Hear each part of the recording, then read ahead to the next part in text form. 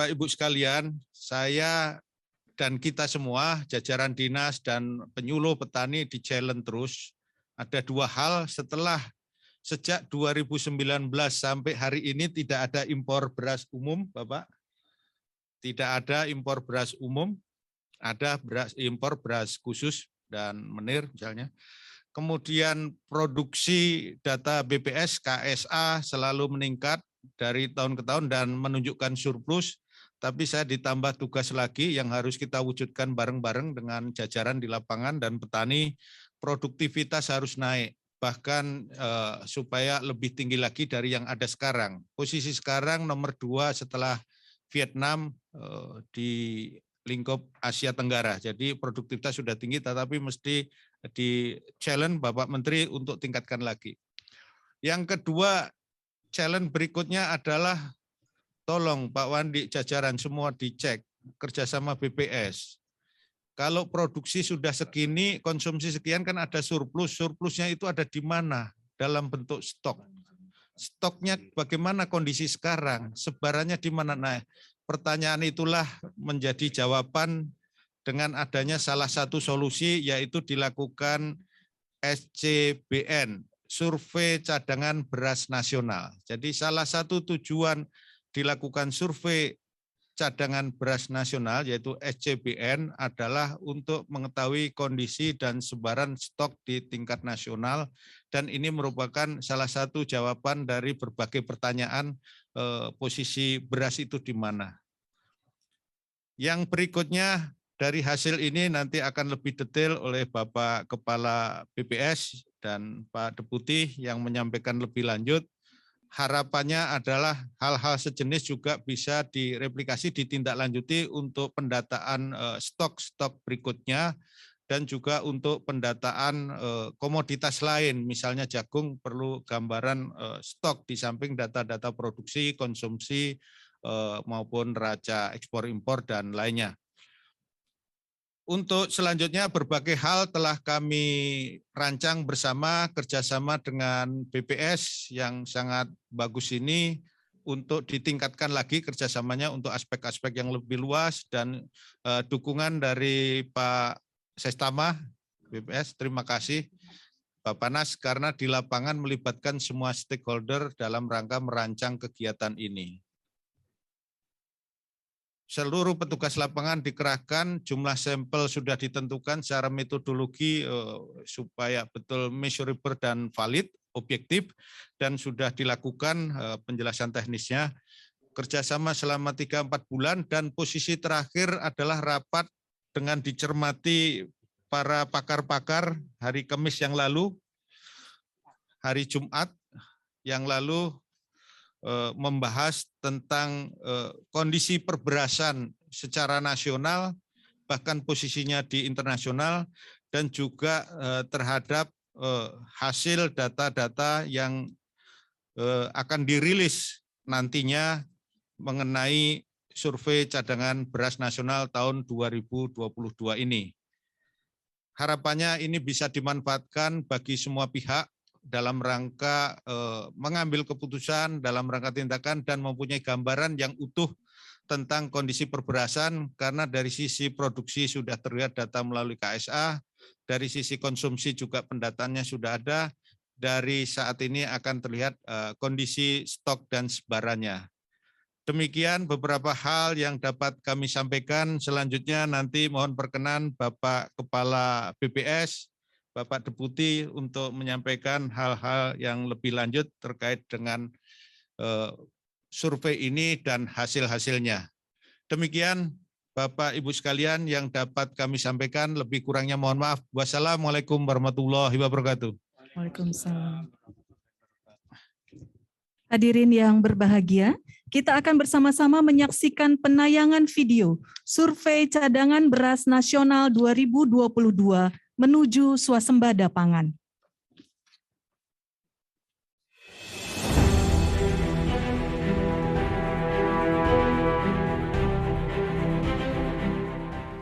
Data tentang pangan dan stok pangan menjadi sangat penting dan strategis. Salah data, salah orientasi kita, salah membangun program. Oleh karena itu, faktualisasi dari data yang ada menjadi sangat penting. Menteri Pertanian bersama BPS, perguruan tinggi, dan tentu saja semua pihak yang bisa mendukung termasuk pemerintah daerah, kepala desa, camat, RT, RW, dan semua pihak harus bisa mendukung survei stok beras ini agar kita mendapatkan akurasi yang persis terhadap seperti apa kemampuan ketahanan pangan Indonesia. Data yang valid itu sangat penting. Mari sukseskan survei stok beras 2022. Mantap. Survei ini merupakan hasil kolaborasi antara Kementerian Pertanian dan BPS. SCBN 2022 akan menunjukkan kekuatan kita dalam menghadapi krisis pangan global. Sukses selalu SCBN 2022. Siap survei cadangan beras nasional. Ini siap Seksno survei cadangan beras.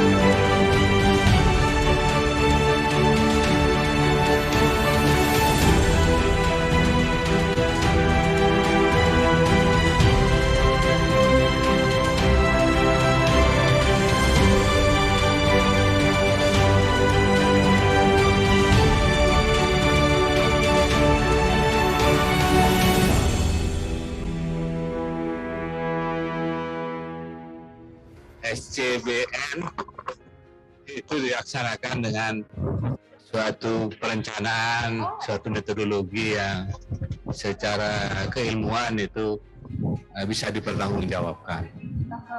Dalam rangka penyiapan penyediaan stok yang supaya kita betul-betul aman. Untuk memastikan data beras yang akurat, yes. SCBN 22 sukses.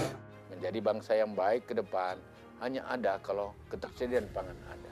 Kalau begitu, survei ini harus benar-benar dapat sukses dan maksimal. Bertani itu hebat, menjadi petani itu keren, data pertanian adalah kepentingan bangsa ke depan. Assalamualaikum warahmatullahi wabarakatuh.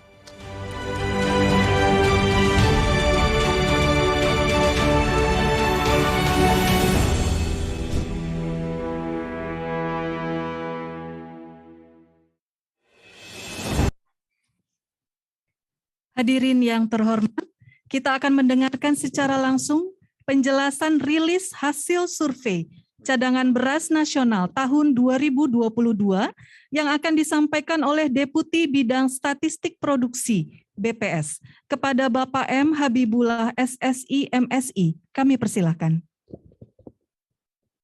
Terima kasih. Assalamualaikum warahmatullahi wabarakatuh. Waalaikumsalam warahmatullahi. Yang saya hormati Menteri Pertanian Republik Indonesia, Kepala Badan Pusat Statistik, Sestama BPS, dan juga Deputi MIS, Pak Dirjen tentunya, teman pangan, Mentan, tim pakar, Pak Sestama Bappenas, Pak Sarwo Edi, Pak Profesor Hairil Anwar, ini guru saya, Pak Prof. Hasis Sembiring, Pak Tarto dari Perpadi, Pak Bustanul yang hadir secara daring tentunya, jadi semua tim pakar, Kepala Dinas Pertanian Provinsi dan Kabupaten Kota se-Indonesia, rekan-rekan media yang hadir secara offline maupun secara daring. Pertama tentu kita panjatkan puji dan syukur kehadirat Allah Subhanahu wa Ta'ala bahwa pada hari ini atas inisiasi dan diskusi bersama kita bisa ntar lagi akan memaparkan hasil kolaborasi menuju satu data beras, terutama data mengenai cadangan beras nasional. Apresiasi dari kami BPS, dari Kepala BPS tentunya atas kerjasama dan kerja keras yang luar biasa, baik dari BPS maupun dari teman-teman Kementan, terutama jajaran Dirjen Tanaman Pangan, Pak Suwandi, yang selalu berkolaborasi, dan ini merupakan hasil diskusi panjang untuk mewujudkan satu data beras, terutama data cadangan beras nasional. Nah, proses ini tentu Bapak Ibu semua dalam rangka mewujudkan satu data stok beras, kita juga melakukan kolaborasi dengan Kementan. Tentu yang pertama adalah kita penerbitan surat rekomendasi kegiatan survei cadangan beras nasional tahun 2022.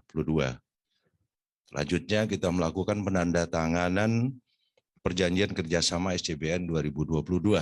Tentunya sebelumnya sudah dilakukan juga MOU. SOP ini diharapkan menjadi contoh untuk terus dilanjutkan dan ditingkatkan. Memang ada beberapa ketika di lapangan ditemui suatu kendala, tapi hal itu memang harus kita perbaiki. Tapi secara teknis dan secara dasar hukum tidak terlalu bermasalah. Karena BPS sebagai pembina statistik sektoral harus melakukan pendampingan dan penjaminan kualitas pada proses statistik yang dilakukan, terutama penyusunan metodologi. Hadir juga di sini Deputi Metodologi dan Deputi juga STPHP, Statistik Tanaman Pangan dan Hortikultura, mendampingin saya. Terus juga saat pelatihan tugas, pengambilan sampel dan proses estimasi. Nah, pendampingan inilah yang kemarin sudah kita diskusikan bagaimana hasilnya, bagaimana prosesnya pada hari Jumat minggu yang lalu dan dihadiri oleh Dewan Pakar. Nah, diharapkan dengan dilakukan proses yang benar ini, kualitas data akan bisa dijamin secara statistik, dan kita juga menyajikan kaidah-kaidah ukuran statistik yang dinyatakan bahwa data tersebut layak secara statistik. Latar belakang daripada survei cadangan beras nasional tahun 2022 ini, bahwa yang pertama bahwa informasi cadangan beras sangat penting seperti yang dijelaskan Pak Dirjen tadi, berikut juga di Bappenas tentunya Pak Sarwedi ya, di Bappenas juga, untuk mengetahui situasi ketahanan pangan, stabilitas pasokan dan harga pangan, baik di tingkat nasional maupun kewilayahan. Namun sampai saat ini berdasarkan estimasi sampel hanya dapat kita sajikan pada level nasional. Pada hari Jumat yang lalu, masukan dari Dewan Pakar nanti akan menjadi tindak lanjut bagaimana kita bisa menurunkan hasil survei cadangan beras ini sampai level kewilayahan. Pada rilis hari ini kita sampai pada level nasional. Hal ini kenapa survei cadangan beras ini harus dilakukan? Pertama, informasi mengenai cadangan beras di masyarakat lebih sulit diperoleh dan tidak tersedia secara rutin. Sebagai informasi, survei cadangan beras nasional ini terakhir kita lakukan di tahun 2015. Jadi datanya sangat lama, dan kita juga tadi di awal mengapresiasi kerjasama antara BPS dan Kementerian Pertanian. Nah, tujuannya apa? Yang pertama adalah mengetahui kondisi dan ketersediaan cadangan beras pada tingkat nasional, dan harapannya ini dijadikan suatu bahan perumusan kebijakan terkait komoditas beras di Indonesia.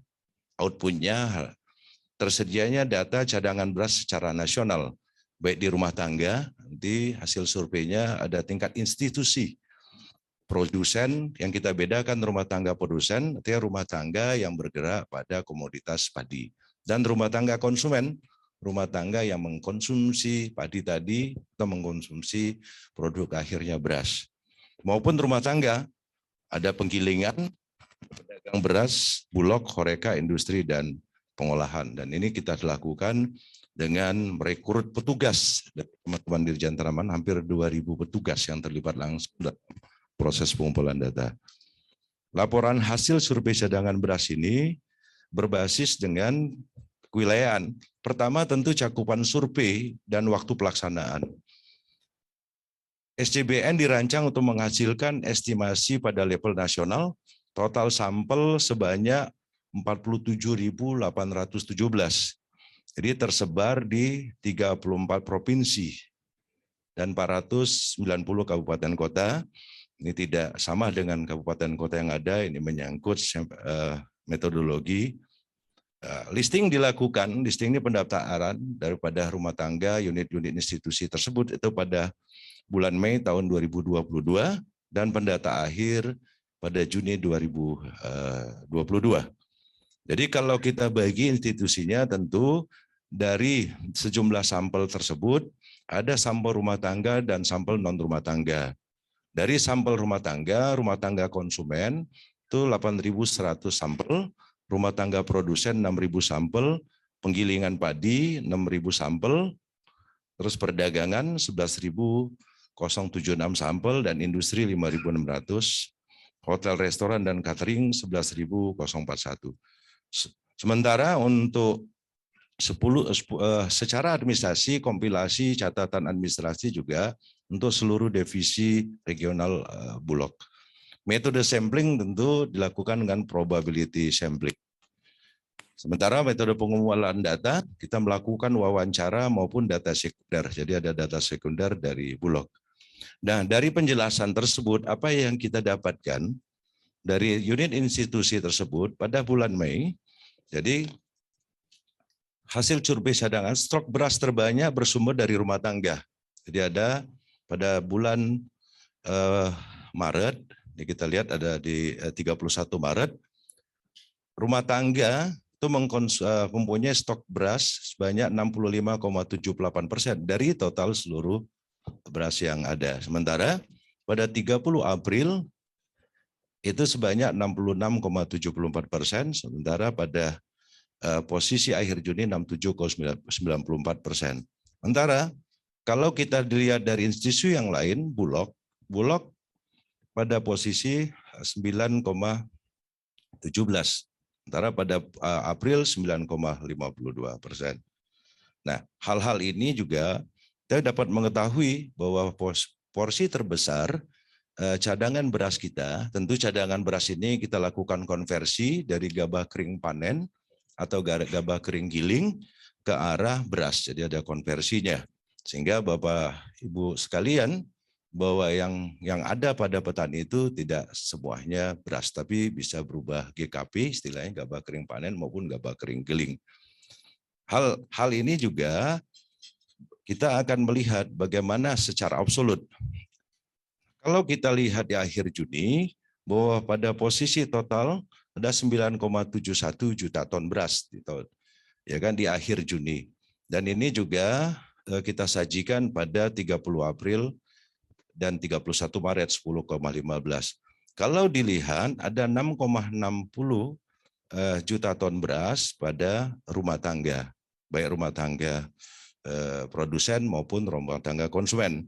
Sementara pada akhir Juni ada 1,04 pada posisi di pedagang dan 0,69 ada pada posisi penggilingan, dan ada horeca dan industri, hotel, restoran dan catering horeca. Karena di Bulog ada 1,11 juta ton beras. Demikian juga untuk bulan April tanggal 30 ada 6,77 juta ton pada rumah tangga dan di pedagang 1,25 dan seterusnya hingga 31 Maret totalnya 9,11. Nah, yang perlu berhati-hati bahwa pada posisi Maret dan April ini adalah posisi bulan panen. Jadi kalau kita lihat dari seasonalnya pada bulan Maret dan April ini bulan panen. Kalau kita lihat hasil terbesar di mana ada berupa GKP. Ini ada konversi GKB dan GKG. Di Bapak Ibu sekalian pada slide ada 6,2 juta ton, juga kita sajikan sebesar sebaran stok beras menurut wujud beras. Jadi yang tadi yang saya katakan tadi bahwa ini disimpan dalam bentuk gabah kering panen atau GKP dan gabah kering giling. Apabila dikonversi ke beras jumlahnya sekitar 6 juta ton. Jadi ini hal yang penting bisa kita sampaikan. Stok beras yang simpan dalam bentuk beras pada periode Maret, April, Juni masing-masing sekitar 3 juta ton beras. Jadi pada slide ini disampaikan secara rinci mengenai bentuk-bentuk konversi ke beras dari GKP ke GKG, terus beras pecah, kulit, dan menir. Demikian hal yang penting yang bisa kita sajikan dalam rilis ini, dan mudah-mudahan ini bisa dimanfaatkan dan bermanfaat Pak Dirjen, karena ini suatu kolaborasi yang memakan waktu cukup lama, dan insya Allah nanti hasilnya bisa dimanfaatkan untuk kebijakan di perberasan terutama. Terima kasih. Lebih dan kurangnya mohon maaf. Assalamualaikum warahmatullahi wabarakatuh. Waalaikumsalam warahmatullahi wabarakatuh. Terima kasih Bapak Deputi atas penjelasannya. Hadirin yang kami hormati, agenda selanjutnya adalah ulasan singkat mengenai hasil survei cadangan beras tahun 2022 ini dari beberapa pakar di bidang pertanian dan statistik. Pada kesempatan yang pertama, kami mohon dengan hormat kepada Sekretaris Utama Badan Pangan Nasional untuk berkenan memberikan ulasan singkat. Kepada Bapak Dr. Sarwo Edi SPMM, kami persilahkan.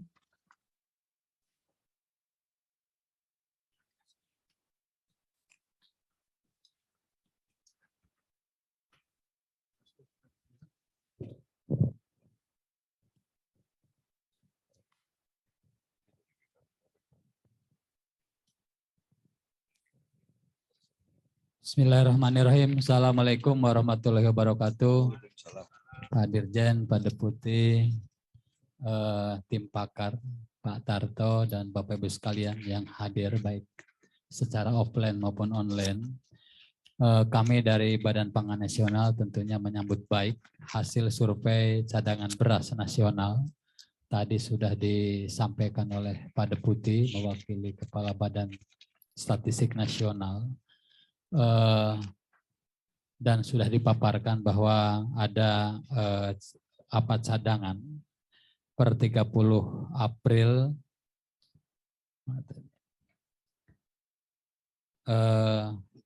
bahwa stok beras yang disimpan dalam bentuk beras pada periode Maret, April, Juni masing-masing sekitar 3 juta ton beras. Ini menandakan bahwa beras kita cukup. Kemudian kaitan dengan Badan Pangan Nasional tentunya sesuai dengan tupoksi bahwa Badan Pangan Nasional mempunyai tugas dan fungsi bagaimana dapat menjamin ketersediaan stok beras. Yang kedua dapat menjamin stabilisasi harga beras. Kemudian yang ketiga bagaimana beras tersebut dapat terjangkau ke seluruh pelosok negeri, dan yang keempat bagaimana dapat memanfaatkan dan tentunya dalam porsi keamanan pangan di seluruh Indonesia. Untuk itu sekali lagi kami menyambut baik kaitan dengan hasil survei cadangan beras nasional yang pada hari ini sudah dirilis oleh Badan Pusat Statistik, tentunya bekerja sama dengan Kementerian Pertanian, kemudian Badan Pangan Nasional. Demikian, lebih kurangnya mohon maaf. Assalamualaikum warahmatullahi wabarakatuh. Terima kasih Bapak Sestama Bapanas atas ulasannya. Berikutnya adalah ulasan singkat dari Forum Masyarakat Statistik. Telah bergabung bersama kita secara online Bapak Profesor Dr. Insinyur Bustanul Arifin MSc. Kami persilahkan. Baik, Assalamualaikum warahmatullahi wabarakatuh. Terima kasih Bapak Ibu sekalian, terima kasih Pak Dirjen, Pak Deputi, dan Pak Menteri tadi, Pak Kepala BPS yang join secara online. Terima kasih. Jadi saya menyambut baik terus terang dari hasil SCBN ini, masyarakat sudah menunggu-nunggu, dan nanti yang perlu disampaikan secara detail kepada masyarakat, secara sederhana tapi detail, adalah tentang ekspektasi masyarakat terhadap ketersediaan pangan, terutama beras sebagai pangan pokok. Ya. Secara metodologis tadi Pak Deputi juga sudah menjelaskannya secara baik dan disupport dengan penjelasan pengantar dari Pak Dirjen tadi. Bapak Ibu sekalian, SCBN ini sebetulnya bukan barang baru karena pada beberapa bulan tahun sebelumnya sudah pernah dilakukan Kementerian BPS dengan Kementerian Pertanian, khususnya pada waktu itu Badan Ketahanan Pangan ya telah menyampaikannya secara berkala. Dan tadi Bapak Ibu sekalian menyaksikan data dari Pak Deputi bahwa konteks atau beras yang disimpan masyarakat baik sebagai produsen maupun sebagai konsumen sangat besar, sangat dominan. Mungkin pertanyaannya, jika harga naik secara tiba-tiba dan negara menginginkan, karena yang dipegang oleh Bulog, dipegang oleh penggilingan, dipegang oleh lembaga lain tidak sebesar yang dipegang oleh masyarakat, adalah mekanisme-mekanisme yang kira-kira mampu menjaga stabilisasi harga. Sampai hari ini kita masih terus terang harga beras saya cek kemarin baru 11.700 sehingga memang cukup aman ya dalam konteks itu. Oleh karena itu panduan awal dari data SCBN ini menjadi sangat penting karena sangat berhubungan dengan pola panen. Tadi 3 bulan yang berbeda antara bulan panen dan bulan tidak panen, tentu saja kita secara awam juga mampu mengidentifikasi sendiri kira-kira konteksnya seperti apa. Oleh karena itu, bagi masyarakat, mudah-mudahan ada pesan lain, sebaiknya kita mulai mendiversifikasi konsumsi secara baik. Jadi data dari BPS yang tidak ditonjolkan tadi oleh Pak Deputi, bahwa konsumsi beras kita masih naik. Secara per kapita mungkin sudah menurun, tapi karena jumlah penduduk kita sangat banyak, konsumsinya masih naik. Sehingga Kementerian Pertanian kerja keras untuk meningkatkan produksi. Jika tidak disertai diversifikasi, saya pikir kita harus mulai merefocusing apa yang menjadi prioritas program kita. Demikian, terima kasih singkat dari saya. Assalamualaikum warahmatullahi wabarakatuh. Waalaikumsalam warahmatullahi wabarakatuh. Terima kasih Profesor Bustanul Arifin atas ulasannya.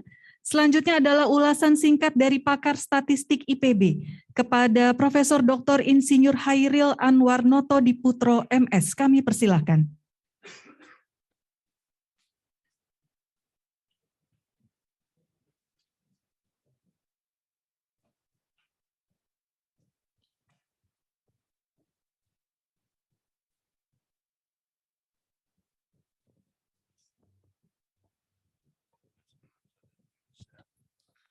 Baik, terima kasih. Assalamualaikum warahmatullahi wabarakatuh. Yang saya hormati Pak Menteri Pertanian, Bapak Kepala BPS, Bapak Dirjen, dan seluruh eselon 1, Pak Suwandi. Selamat berjumpa lagi nih Pak Suwandi. Pak Deputi, dan seluruh eselon 1, Pak para direktur dan seluruh eselon 2, kemudian Kepala Dinas Pertanian, dan seluruh undangan yang berbahagia. Saya sangat berbahagia pada hari ini bisa menyaksikan expose dari hasil survei cadangan beras nasional tahun 2022 yang dilaksanakan oleh BPS bekerja sama dengan Kementerian Pertanian.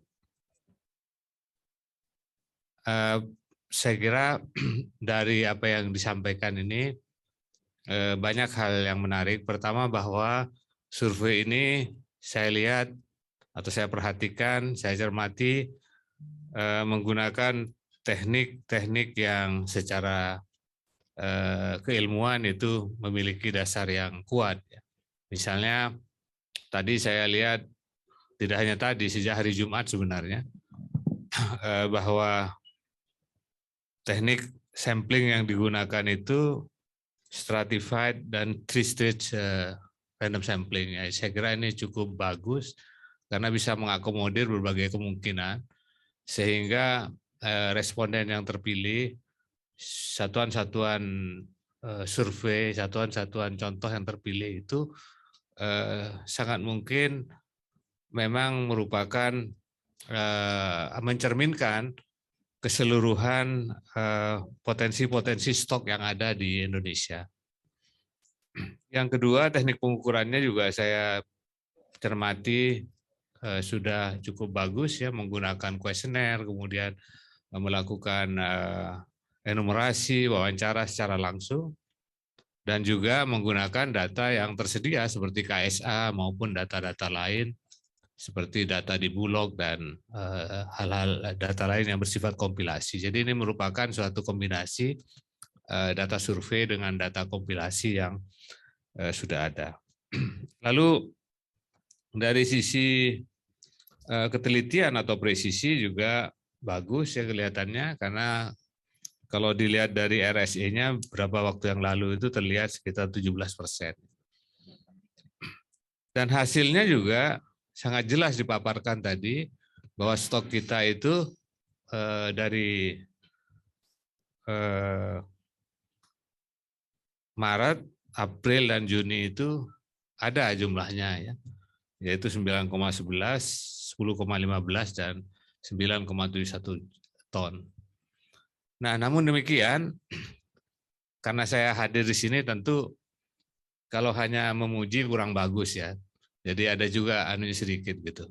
Bukan kritik tapi permintaan lah ya. Yang pertama, bahwa kalau kita bicara stok saja saya kira belum cukup ya, karena stok ini harus juga dibandingkan dengan konsumsi. Ya, konsumsi kita kira-kira seperti apa, sehingga ada semacam prediksi ke depan apakah stok ini sampai akhir tahun aman misalnya. Ya. Nah ini perlu tentu kalau kita menggunakan data ini akan bagus ya. Angka konsumsi sekarang ini kalau saya tidak salah sekitar 80 kg per kapita per tahun. Ini apakah tadi saya kira Pak Bustanul mengatakan apa ke depan konsumsi kita ini akan seperti ini atau akan ada perubahan dan seterusnya.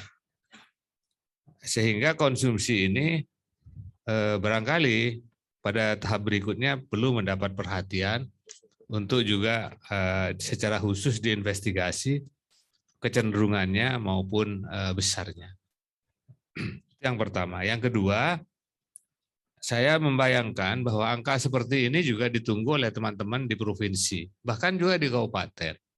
Ya, karena mereka juga ingin merasa aman, merasa secure dengan stok yang ada di daerahnya. Oleh karena itu, hari Jumat yang lalu, saya mengusulkan agar model ini dikembangkan sehingga mampu mengukur angka per provinsi. Dan itu sangat mungkin, walaupun sampelnya kecil ya.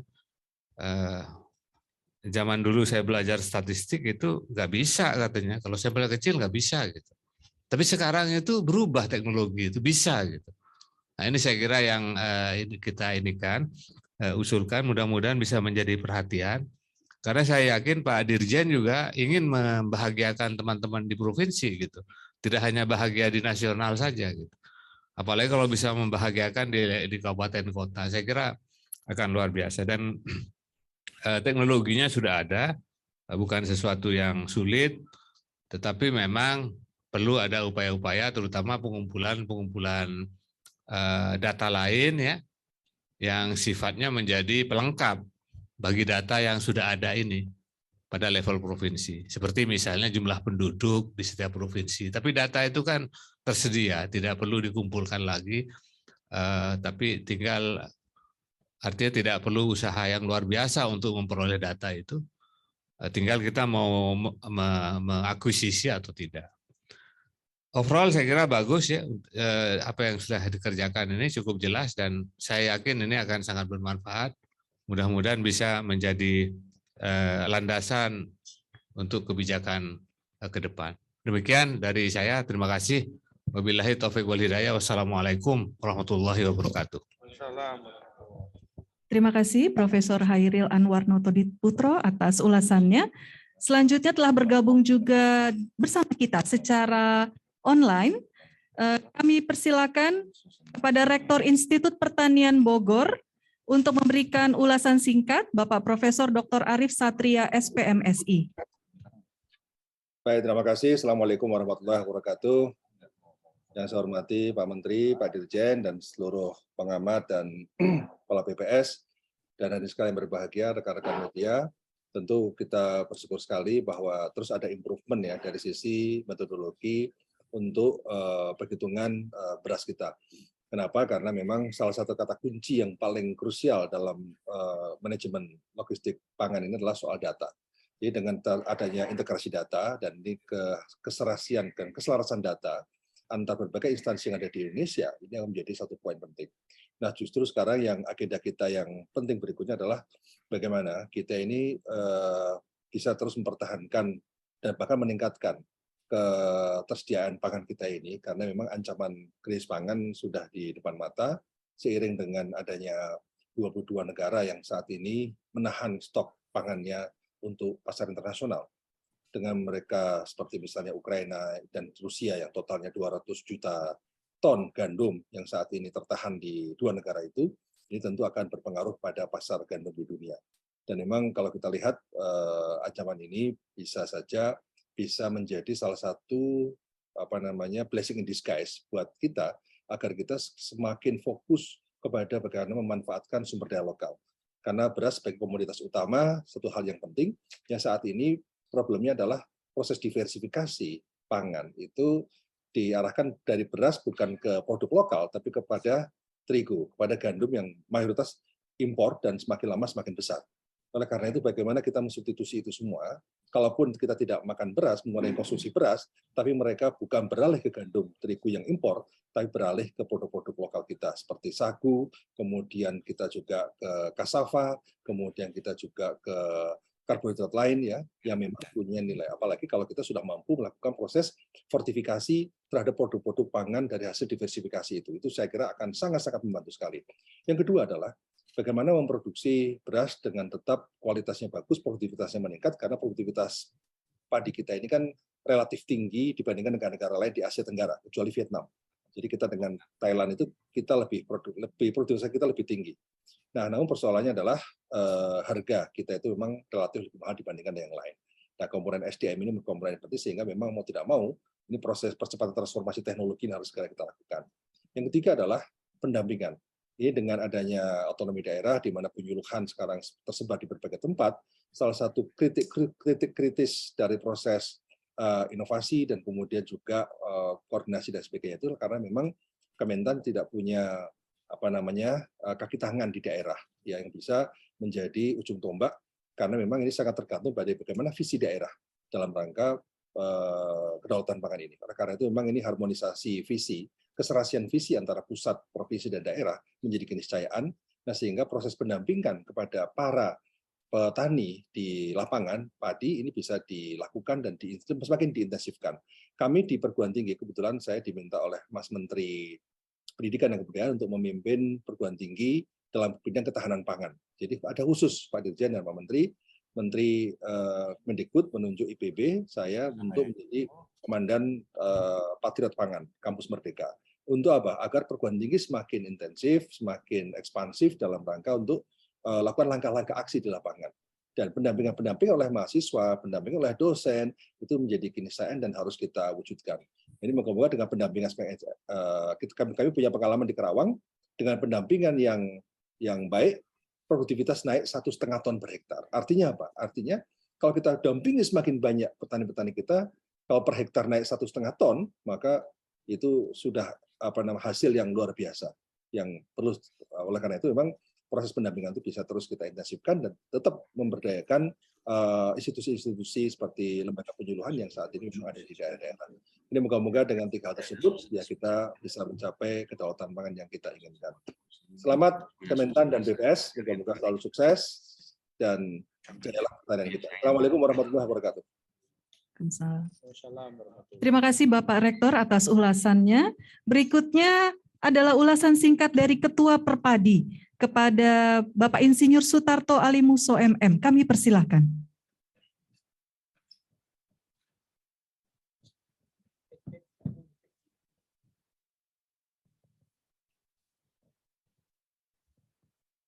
Terima kasih. Terima kasih. 1, 2, 3. 1, 2, 3. Sudah ya. Terima kasih. Assalamualaikum warahmatullahi wabarakatuh.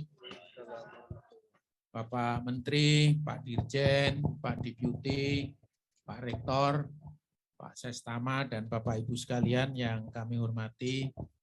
Pertama-tama tentunya kami atas nama pribadi dan juga atas nama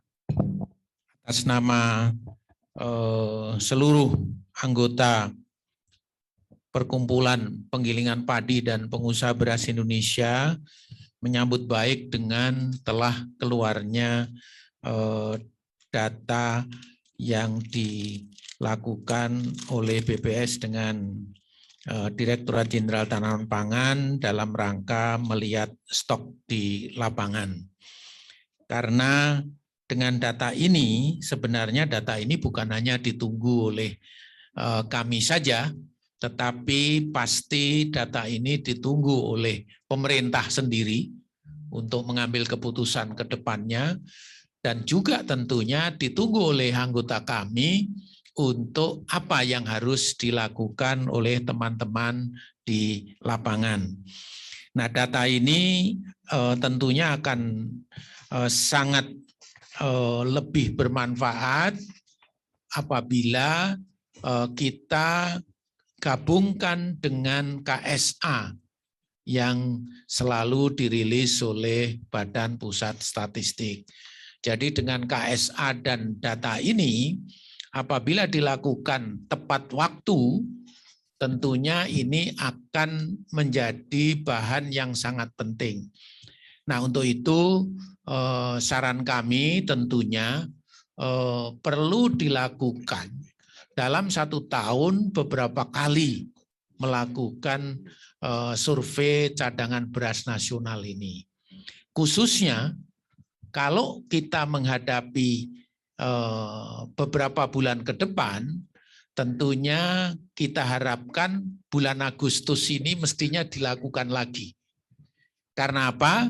Karena mulai bulan September, Oktober, November, Desember sampai dengan Februari itu biasanya terjadi shortage, kemudian stok itu akan ditumpuk pada saat sampai dengan bulan Agustus ini. Jadi kenapa Agustus ini perlu juga dilakukan agar betul-betul terjadi prediksi yang seperti disampaikan oleh Profesor Khairil ke depannya seperti apa. Nah, prediksi ini juga diperlukan oleh anggota Perpadi, oleh pengusaha-pengusaha beras. Apa yang harus dilakukan untuk tentunya bersama-sama pemerintah di dalam menjaga stabilitas. Alhamdulillah memang stabilitas harga beras hari-hari ini dapat dikendalikan dan tidak terjadi gejolak. Sekalipun sampai hari ini kita memang selalu menyampaikan bahwa HET beras medium itu tidak akan pernah tercapai. Karena memang kami sudah usul ke Kementerian Perdagangan bahwa HET antara beras medium dengan beras premium ini terlalu jauh selisihnya. Terlalu jauh yang mestinya tidak sejauh itu. Hanya ini perlu saya laporkan Pak Dirjen, sekarang ini harga gabah itu sudah 5.000 rata-rata 5.400 rupiah per kilogram. Artinya apa? 5.400 ini 1.000 rupiah di atas harga HPP. Nah, biasanya nanti stok yang ada di masyarakat tadi yang kurang lebih 60% lebih itu akan dilepas pelan-pelan menjadi gabah kering simpan istilahnya. Jadi itu nanti akan dilepas, tentunya mereka akan punya stok kembali setelah panen Juli Agustus ini.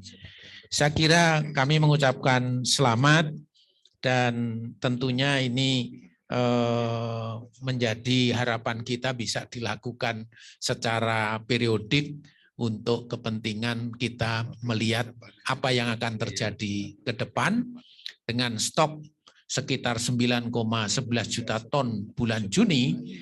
Ini saya yakin seyogianya stok bulan Agustus ini harusnya meningkat.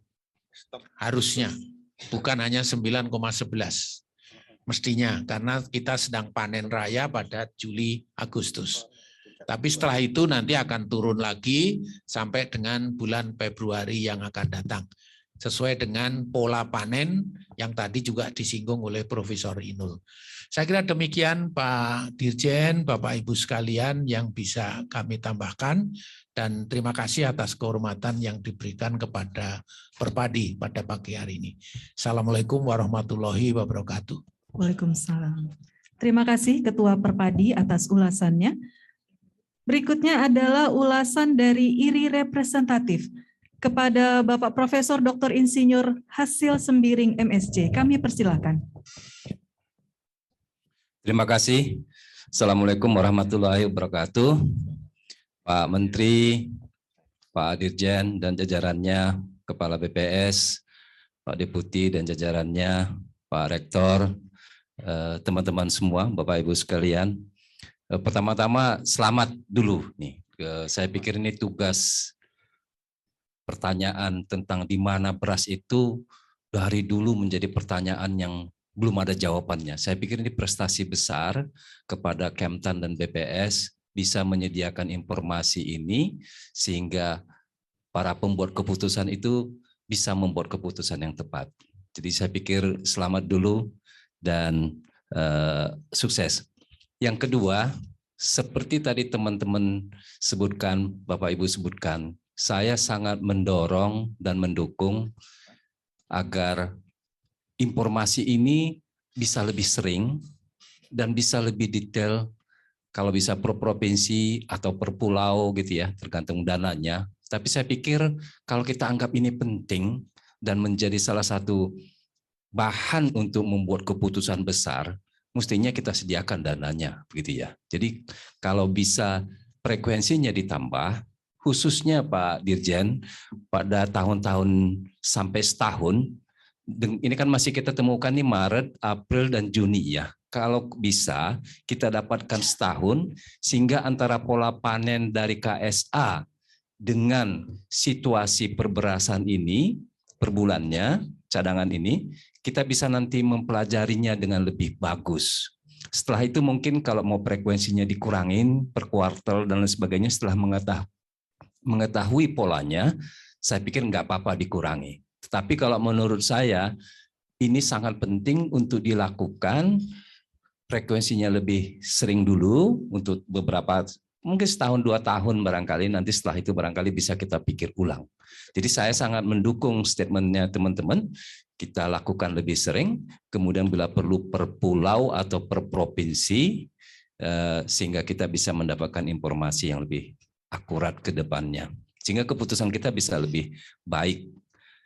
Nah, yang kedua, Pak Dirjen, kebetulan saya juga dari IRI ya. Saya pikir tadi statementnya Pak Dirjen tentang produktivitas. Jadi memang kan sudah tahu nih di mana-mana sebenarnya produktivitas seperti yang diinginkan Pak Menteri itu harus kita tingkatkan. Saya kira sudah lebih jelas. Kemarin Pak Deputi menyampaikan beberapa pulau itu sudah bisa di mana kita kejar, saya kira. Karena saya pikir kita harus sebenarnya bisa kita meningkatkan produktivitas ini. Tetapi saran saya memang karena teknologinya kita punya ya. IRI sudah sangat membackup Indonesia dalam hal teknologi dan lain sebagainya. Tinggal memang bagaimana produktivitas itu bisa disediakan input dan decision making-nya yang pas. Kalau menurut saya teknologinya sudah ada dan bisa kita lakukan untuk meningkatkan produktivitas dari yang berapa 5,2, 5,12 sekarang itu menjadi yang lebih tinggi. Saya kira itu. Sekali lagi selamat Pak Dirjen dan Pak Deputi atas hasilnya. Mudah-mudahan kita bisa membuat kebijakan perberasan kita lebih baik ke depannya dengan informasi yang lebih baik. Assalamualaikum warahmatullahi wabarakatuh. Baik, terima kasih Profesor Hasil Sembiring atas ulasannya. Hadirin yang kami hormati, agenda selanjutnya adalah ulasan dari para dekan Fakultas Pertanian. Yang pertama kami setelah bergabung secara online ya, Dekan Fakultas Pertanian Universitas 11 Maret kepada Bapak Profesor Dr. Insinyur Samanhudi SPMSI IPM ASEAN Eng, kami persilakan. Terima kasih, Mbak. Bismillahirrahmanirrahim. Assalamualaikum warahmatullahi wabarakatuh. Selamat pagi, Bapak Menteri, Bapak Dirjen, Bapak Ibu hadirin semua, dan para pakar. Pertama, kami juga memberikan apresiasi kepada kinerja Kementerian Pertanian, terutama dalam hal ini adalah Bapak Dirjen Tanaman Pangan yang beberapa tahun terakhir tadi disampaikan sudah tidak impor beras umum gitu ya. Jadi ini sesuatu prestasi yang sangat baik yang bisa dipertahankan sampai saat ini.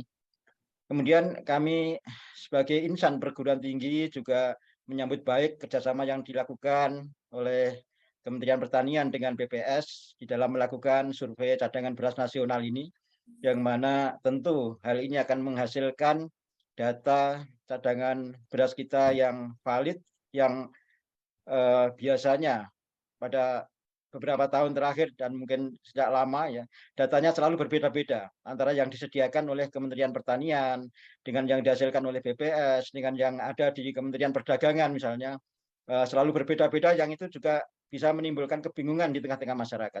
Dengan adanya kerjasama yang baik ini tentu dapat menghasilkan data terkait dengan cadangan beras nasional yang valid, sehingga ini penting bagi para pengambil kebijakan untuk mendasarkan pada data tersebut, sehingga kebijakan-kebijakan penting dan strategis ke depan tentu didasarkan pada data yang valid tersebut.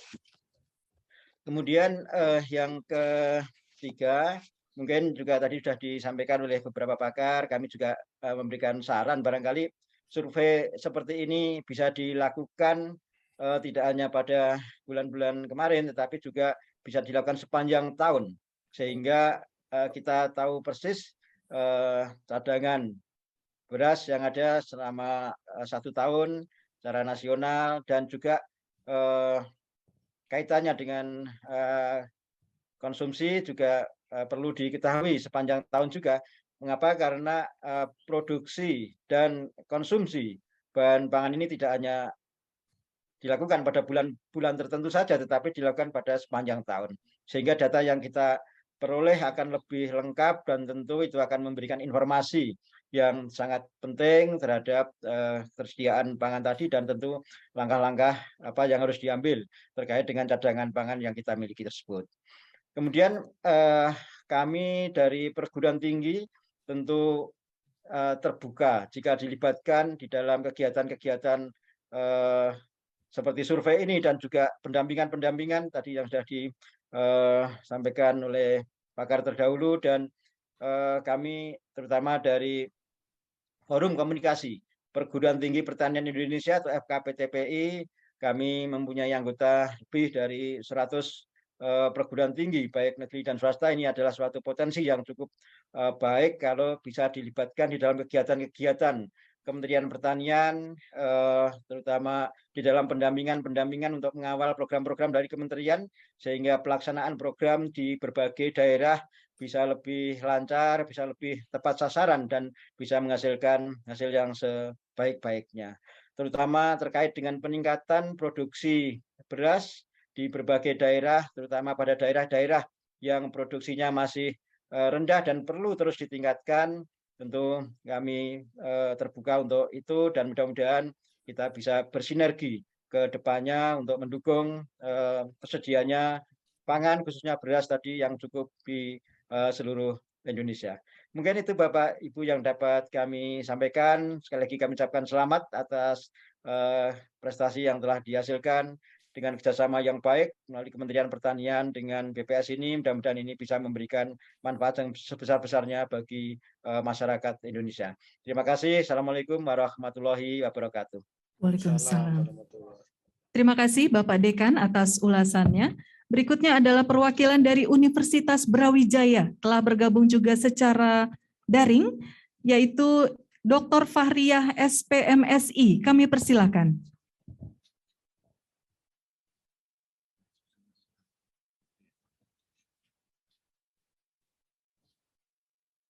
Oh, terputus. Baik, sambungannya terputus. Kita akan lanjutkan dengan ulasan singkat berikutnya dari Universitas Gadjah Mada. Telah bergabung juga Profesor Andi Trisyono. Kami persilakan.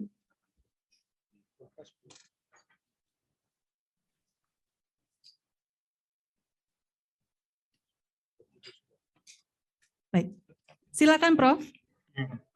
Terima kasih Bapak Menteri Pertanian, Bapak Dirjen, Bapak Kepala BPS, dan juga Bapak pimpinan baik di eselon 1 dan eselon 2, para pakar, teman-teman media, dan Bapak Ibu semua yang hadir dalam acara pada siang hari ini. Saya kira perasaan yang senang itu sama seperti yang disampaikan oleh Bapak Ibu sebelumnya. Dan saya pikir kalau saya sebagai seorang yang bekerja di bidang perlindungan tanaman, ya, saya akan mencoba untuk melihat dari sisi perlindungan tanaman. Yang lainnya saya kira sama. Seperti yang saya sampaikan, perasaannya sama, senang, ya, apalagi dalam situasi sekarang ini yang saya pikir secara nasional maupun di era internasional mengenai masalah pangan itu sedang hot untuk dibicarakan karena berbagai macam situasi yang saya pikir kita semua sudah memahami. Ya. Nah, tentunya saya juga berharap bahwa berita bagus mengenai ketersediaan beras di masyarakat yang cukup tinggi. Nah, ini tentunya akan menjadi stimulasi bagi kita semuanya yang bekerja di bidang pertanian maupun di luar bidang pertanian. Dan tadi saya matur bahwa secara spesifik untuk kami yang di bidang perlindungan tanaman, semoga ini menjadi stimulasi bagi kita untuk kemudian semakin ikut mengamankan produksi. Tentunya dengan apa? Yaitu dengan mengurangi kehilangan hasil yang potensial disebabkan oleh serangan hama maupun penyakit, khususnya untuk tanaman padi. Ya, saya pikir kita semuanya tahu bahwa kemudian cuaca di Indonesia atau iklim di Indonesia itu sangat favorable bagi hama dan penyakit, sehingga anytime itu bisa muncul dan kemudian bisa berkembang dalam waktu yang sangat cepat. Oleh karena itu, deteksi dini di dalam kaitannya dengan perkembangan masalah OPT itu akan menjadi sangat krusial untuk mendukung ketersediaan beras secara nasional dan kemudian kecukupan. Saya kira begitu saja untuk sedikit memberikan tambahan dari apa yang sudah disampaikan oleh Bapak Ibu sebelumnya. Terima kasih. Terima kasih Profesor Andi Trisyono atas ulasannya. Hadirin yang kami hormati, demikianlah ulasan dari para pakar mengenai hasil survei cadangan beras nasional tahun 2022. Selanjutnya kami berikan lagi kesempatan kepada Deputi Bidang Statistik Produksi untuk memberikan penjelasan tambahan. Terima kasih. Yang pertama, apresiasi kepada para pakar, Pak Sestama, Bapak Nas, juga tadi Pak Saman Budi tadi juga, terakhir juga Bapak dari perguruan tinggi. Yang pertama tentu saya coba jawab secara global. Bahwa yang pertama tentu Pak Bustanul ini dan Pak Prof Hairil ini pastilah pengen survei yang pada level lebih rinci gitu. Saya pikir nanti Pak Dirjen lah ya Pak ya, mungkin berkolaborasi dengan teman di perguruan tinggi. Pak Samaudi tadi kan udah ada kan katanya kolaborasi dalam tidak hanya mengenai pendataan tapi juga mengenai pendampingan. Saya pikir silakan aja Pak Dirjen nanti.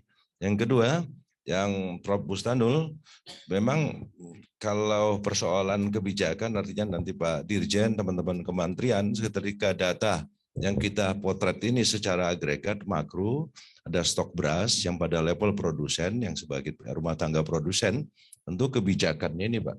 Memang kalau seandainya bagaimana kita, tadi Pak Ketua Perpadi sesungguhnya sudah ya Pak ya, tadi akan di Agustus ini juga otomatis nanti Pak petani rumah atau istilah kita rumah tangga produsen itu akan melepas stok yang ada gitu.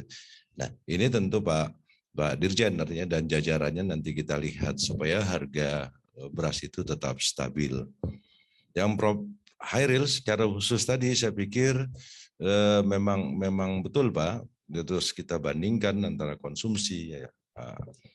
Prof. Hairil ini kebetulan guru besar statistik ya, atau guru besar statistika, dan memang ada yang namanya indirect method. Jadi ini juga silakan aja Pak Dirjen, kita BPS terbuka, mungkin ruang perguruan tinggi nih Pak Dirjen, saran saya dibuka untuk mengelaborasi data makro yang dihasilkan BPS, dan mungkin bisa kita elaborasi sampai tingkat kewilayahan seperti Pak Hasil Sembiring tadi katakan. Nanti ini masukan yang luar biasa dan mudah-mudahan nanti kita coba lakukan. Untuk seandainya per bulan seperti apa? Nah ini juga karena waktunya ini kan kita mulai dari tahun lalu ya Pak Kadar ya menyiapkan materi ini, karena surveinya dengan sampel yang cukup besar dan menyerap petugas enumerator juga hampir 2.000 itu yang di lapangan saja, mungkin agak sulit rasanya dengan organisasi yang besar ini. Kita melakukan BPS terutama melakukan setiap bulan dengan metode survei yang besar ini, apalagi di 34 provinsi.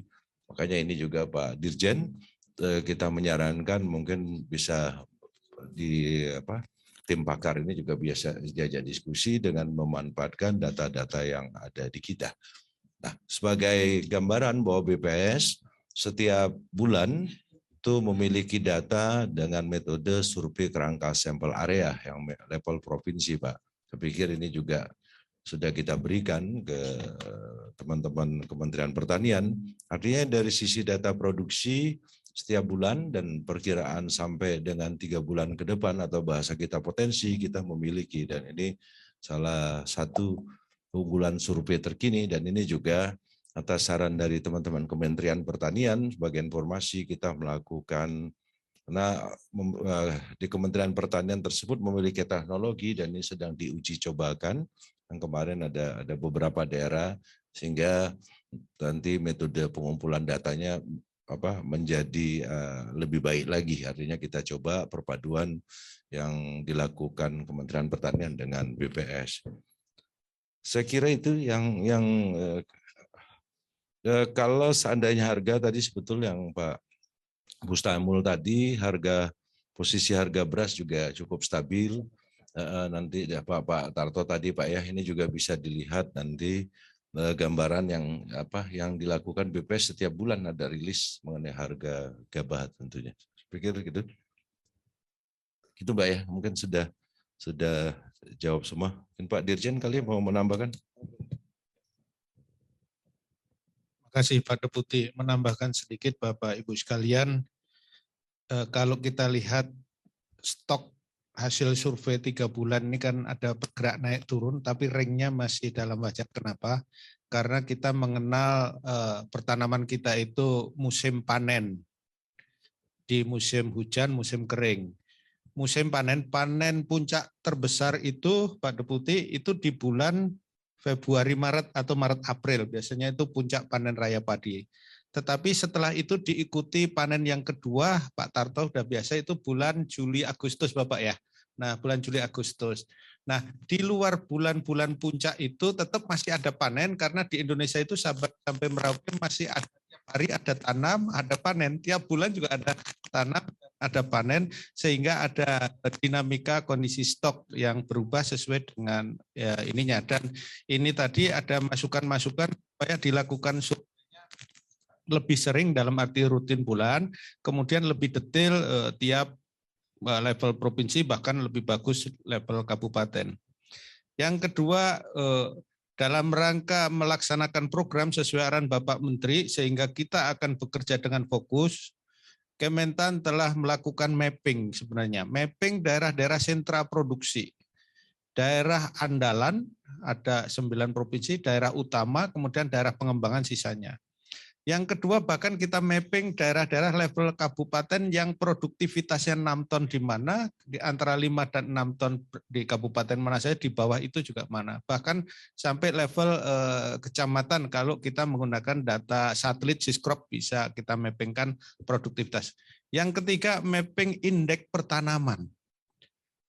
Kita mappingkan di tiap wilayah itu menggunakan level kabupaten, bahkan sebagian kecamatan itu indeks pertanaman, di mana saja yang indeks pertamanya di atas 200 atau 2 kali setahun, ada yang 1 sampai 2, dan di atas 3 pun juga ada melalui berbagai program ini, sehingga dari situ bisa akan fokus upaya-upaya yang disampaikan tadi Pak Rektor, bagaimana meningkatkan produktivitas, dan Pak Prof. Andi Trisyono tadi melalui berbagai penguatan teknologi, transformasi teknologi, maupun peningkatan kapasitas SDM, termasuk pendampingannya yang disampaikan. Terima kasih Pak Rektor, kerjasama dengan Mendikbud untuk fokus pendampingan Kampus Merdeka Ketahanan Pangan, dan tadi usulan dari Pak Dekan UNS, Pak Samanhudi, untuk pendampingan dan yang lain.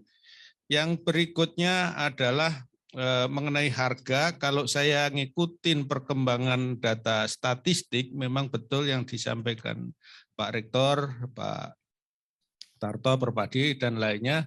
Data saya dari WA itu ada komponen 5 besar pengeluaran penduduk hampir miskin itu 11% itu dari beras, 5% dari rokok di data BPS, kemudian untuk bahan bakar itu 4%, Pak.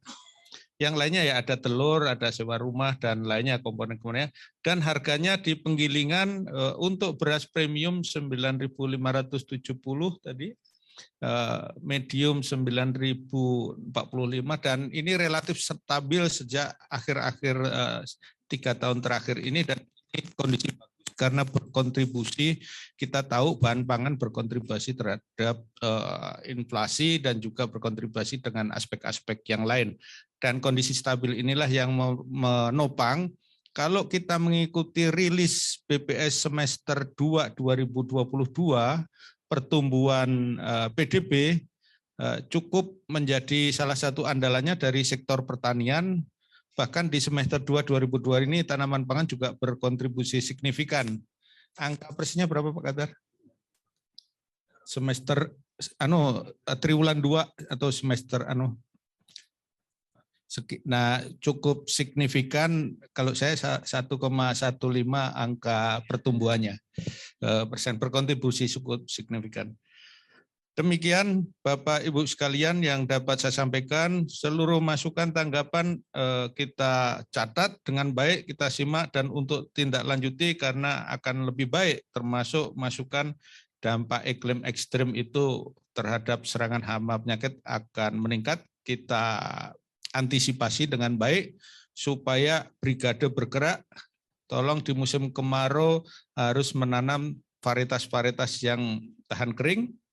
Kemudian penggunaan benih unggul, saluran-saluran air disiapkan, sumber-sumber air, pompa, dan lainnya, termasuk aspek hilirnya juga ditangani dengan baik. Demikian. Wassalamualaikum warahmatullahi wabarakatuh. Waalaikumsalam. Terima kasih Bapak Deputi dan Bapak Dirjen atas tambahan penjelasannya. Hadirin sekalian, di penghujung acara siang hari ini akan disampaikan penghargaan kepada para enumerator SCBN yang telah berpartisipasi dalam pelaksanaan survei cadangan beras nasional tahun 2022 yang terdiri dari petugas Simonstok, Neraca, PIP, dan POPT dari 34 provinsi yang akan diserahkan secara simbolik. kepada Saudari Berta Sri Darmayanti NSPI, Provinsi Lampung. Yang kedua kepada Bapak Iman Haryanto Harefa SST dari Provinsi Sumatera Utara. Yang ketiga kepada Bapak M. Al-Husairi AMD dari Provinsi Jambi.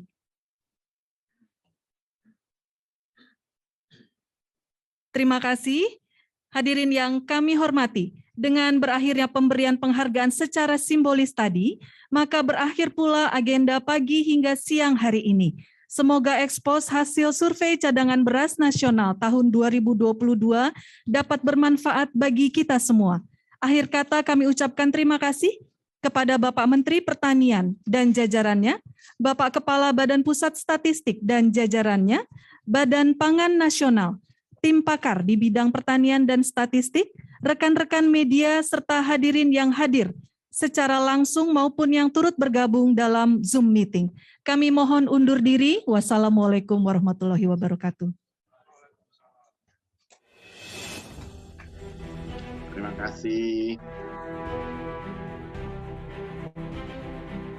Sampai jumpa. Tentang pangan dan stok pangan menjadi sangat penting dan strategis. Salah data, salah orientasi kita, salah membangun program. Oleh karena itu, faktualisasi dari data yang ada menjadi sangat penting. Menteri Pertanian bersama BPS, perguruan tinggi, dan tentu saja semua pihak yang bisa mendukung termasuk pemerintah daerah, kepala desa, camat, RT, RW, dan semua pihak harus bisa mendukung survei stok beras ini agar kita mendapatkan akurasi yang persis terhadap seperti apa kemampuan ketahanan pangan Indonesia. Data yang valid itu sangat penting. Mari sukseskan survei stok beras 2022.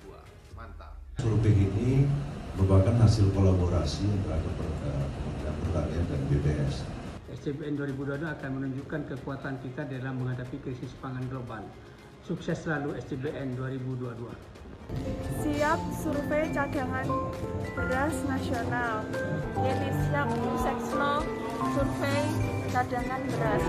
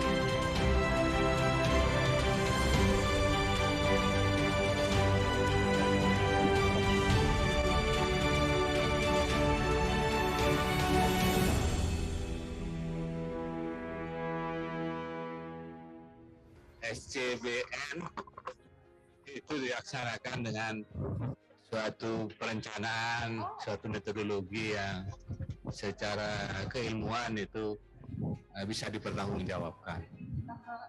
Dalam rangka penyiapan penyediaan stok yang supaya kita betul-betul aman. Untuk memastikan data beras yang akurat, yes.